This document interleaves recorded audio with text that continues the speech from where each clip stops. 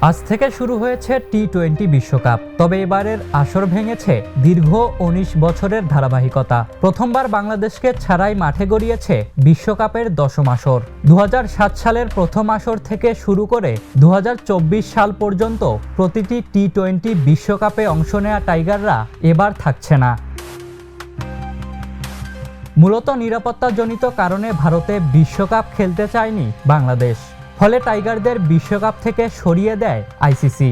এদিকে টাইগারদের বিশ্বকাপের মতো আসরে খেলতে না দেখে মন খারাপ সাবেক ক্রিকেটার থেকে শুরু করে টাইগার ভক্তদের। আর এই বিষয়ে ক্রিকেটারদের প্রতি দুঃখ প্রকাশ করেছেন জামায়াত আমির ডাক্তার শফিকুর রহমান।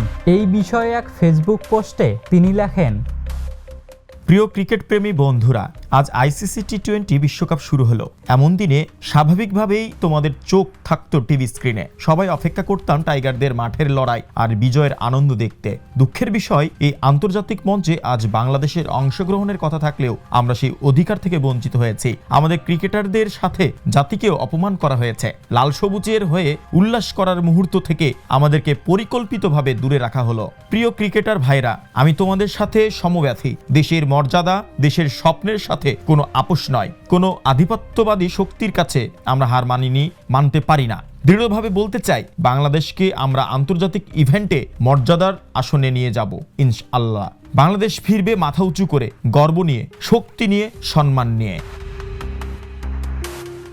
ভারত ও শ্রীলঙ্কার যৌথ আয়োজনে এবারের বিশ্বকাপে অংশ নিয়েছে 20টি দল। তবে টাইগার ক্রিকেট সমর্থকদের যেন কোনো আগ্রহই নেই এই বিশ্বকাপ নিয়ে। Ishtiaq Mahin, the news.